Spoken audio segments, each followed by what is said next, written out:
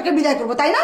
ওই নির্ভরতায় তুমি বসে আছো। তাবাসসুম, এখন কিন্তু তুমি আমাকে ইচ্ছা করে ইনসাল্ট করছো, বউ হয়ে হাজবেন্ডকে হ্যারাস করছো। হ্যাঁ করছি, কিন্তু তুমি তো হ্যারাস হচ্ছ না। কি বললা? বললাম যে আমি তোমাকে হ্যারাস করছি, কিন্তু তুমি হ্যারাস হচ্ছ না। Full HD, full HD. এটা কেমন যন্ত্রণা হলো আরো? কেন, কি হয়েছে? কেন কি হয়েছে? কেন কি হয়েছে বলছো তুমি?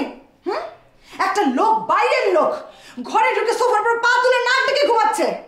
এখন লোকটা যদি বের না হয় সেখানে আমি কি করতে পারি? তুমি কি করতে পারো সেটা তুমি জানো না, তুমি কিচ্ছু বোঝো না। ঝেঁটিয়ে কেন বিদায় করছো না? দেখো আলম, এই যন্ত্রণা তোমার যন্ত্রণা, তোমার জন্য এই যন্ত্রণা এই ঘরে ঢুকেছে। আমার জন্যে? নয়তো কি? তোমার অফিসের পিয়ন রহমত। তাবাসসুম, এই অফিসটা আমার না, এই অফিসটা তোমার। হ্যাঁ আমার, কিন্তু অফিসটা ব্যবহার করছো তুমি, সো পিয়নটাও তোমার। তোমার পিয়ন কোত্থেকে ওই মেয়েকে জোগাড় করে নিয়ে আসলো, সে থাকলো আমাদের বাসায়। তারপর কিছুদিন পরে সেই মেয়ে উধাও। যখন রহমতকে চাপ দেওয়া হলো রূপুকে খুঁজে আনার জন্য, তখন রহমতও নিখোঁজ। এখন তার বাবা এসেছে মেয়েকে ফেরত চাচ্ছে। এটা কোন ধরনের যন্ত্রণা তুমি আমাকে বলো? সেখানে আমি কি করতে পারি? লোকটাকে আমি দাওয়াত করে আনিনি, এখানে থাকতেও বলিনি।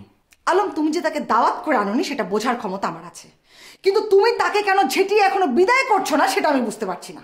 তাবাসসুম, আমি লোকটাকে বের হয়ে যাওয়ার জন্য তোমার থেকে কোনো অংশ কম বলিনি। কম বলেছো কি বেশি বলেছো সেটা জানার তো আমার দরকার নেই। আমি শুধু জানতে চাইছি তুমি এখনো কেন তাকে বিদায় করছো না। আরে বাবা, লোকটা বের না হলে আমি কিভাবে জোর করে বের করব?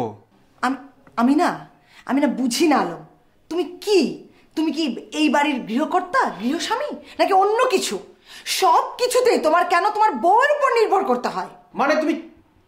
মানেও তো তুমি বুঝবে না। এই যে লোকটাকে এখনো ঝেঁটিয়ে বিদায় করছো না কেন? হ্যাঁ, কারণ তুমি অপেক্ষা করছো, তুমি নির্ভর করে আছো আমার উপর, আমি যেন এই লোকটাকে ঝেঁটিয়ে বিদায় করি। আমি একটা মেয়ে হয়ে ওই লোকটাকে বিদায় করবো, তাই না?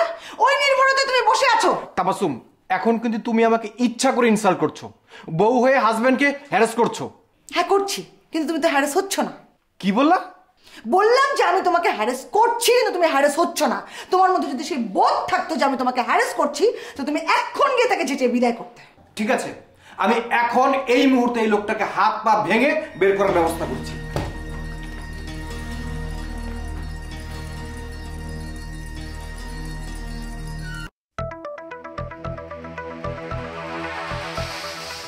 এই যে এই আপনি উঠেন। এই শুনছেন? আরে ভাই, একটু রেস্ট নিচ্ছি তো, এমন করছেন কেন? হ্যাঁ, মনে হয় আলম ভাই। আপনি আলম ভাই না?